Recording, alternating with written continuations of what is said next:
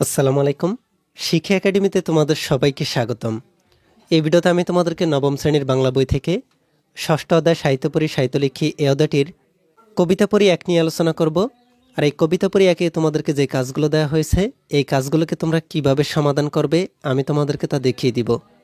তোমরা এখানে দেখতে পাচ্ছ তোমাদেরকে এই কবিতা পড়ি একের লেখাগুলোতে বলা হচ্ছে গোলাম মোস্তফা 1897 সালে জন্মগ্রহণ করেন আর 1964 সালে মৃত্যুবরণ করেন। গোলাম মোস্তফা বাংলাদেশের একজন কবি। তার প্রকাশিত বইয়ের মধ্যে আছে রক্তরাগ, খুশরোজ, হাসনা হেনা, বনি আদম, বিশ্বনবী ইত্যাদি। নিচের জীবন বিনিময় কবিতাটি কবির বুলবুল স্থান কাব্য থেকে নেওয়া হয়েছে। কবিতাটি প্রথমে নীরবে পড়ো, এরপর সরবে আবৃত্তি করো। তাহলে তোমরা দেখতেই পাচ্ছ তোমাদেরকে নিচে একটি কবিতা দেওয়া হয়েছে। এই কবিতাটির নাম হচ্ছে পল্লিমা। এই কবিতাটির লেখক গোলাম মোস্তফা। এই কবিতাটি সম্পর্কে তোমাদেরকে বলা হচ্ছে কবিতাটি প্রথমে নীরবে পড়ো, এরপর সরবে আবৃত্তি করো। তোমরা গোলাম মোস্তফার পল্লিমা কবিতাটিকে ভালোভাবে পড়ে নেবে। তোমরা এই কবিতাটিকে পড়ার পূর্বেই এই কবিতাটির নিচে তোমাদেরকে শব্দের অর্থ দেওয়া হয়েছে। এই শব্দের অর্থগুলোকে ভালোভাবে পড়ে নিবে, এরপর তোমরা কবিতাটিকে পড়বে। তাহলে তোমাদের জন্য কবিতার অর্থগুলোকে বোঝা অনেক বেশি সহজ মনে হবে।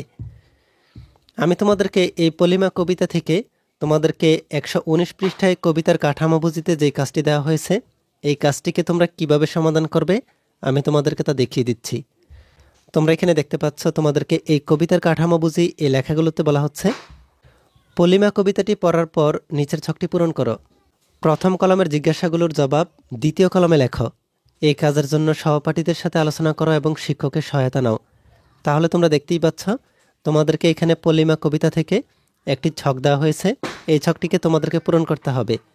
এই ছকটিতে তোমাদেরকে প্রথমে জিজ্ঞাসা দেওয়া হয়েছে আর এই পাশে তোমাদেরকে জবাব লিখতে হবে।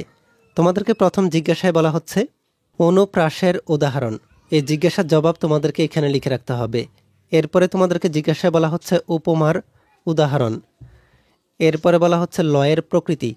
এরপরে বলা হচ্ছে ছন্দের ধরন। এই জিজ্ঞাসাগুলোর জবাব তোমাদেরকে এই ছকটিতে লিখে রাখতে হবে। তোমরা কিভাবে এই ছকটিতে এই জিজ্ঞাসাগুলোর জবাব লিখতে পারো আমি তোমাদেরকে তা একটি নমুনার সমাধানের মাধ্যমে দেখিয়ে দিচ্ছি।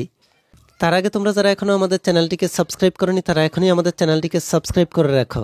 আর যারা সাবস্ক্রাইব করেছো তাদেরকে অসংখ্য ধন্যবাদ। তোমরা দেখতে পাচ্ছ আমি তোমাদের জন্য কবিতার কাঠামো বুঝির এই ছকটিকে পূরণ করে নিয়েছি। এখানে তোমাদেরকে প্রথমেই জিজ্ঞাসাতে বলা হয়েছিল অনুপ্রাসের উদাহরণ। এই জিজ্ঞাসার জবাবটি হচ্ছে অন্তমিল অনুপ্রাস, পথে রথে, সুখে বুকে ইত্যাদি। এরপরে হচ্ছে পুনরাবৃত্তি অনুপ্রাস, মুক্ত কাঠের মধ্য দিয়ে। এখানে ম ধ্বনির পুনরাবৃত্তি ঘটেছে। এরপরে জিজ্ঞাসাটি ছিল উপমার উদাহরণ। এই জিজ্ঞাসার জবাবটি হচ্ছে মায়ের মুখের হাসির মতো কমল কলি উঠল ফুটে।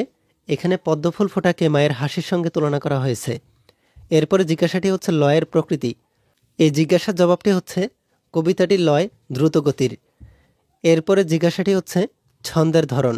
এই জিজ্ঞাসার জবাবটি হচ্ছে কবিতাটি স্বরবৃত্ত ছন্দে লেখা। তাহলে তোমরা দেখতেই পাচ্ছ তোমরা কিভাবে এই ছকটিতে জিজ্ঞাসার জবাবগুলোকে লিখতে পারো।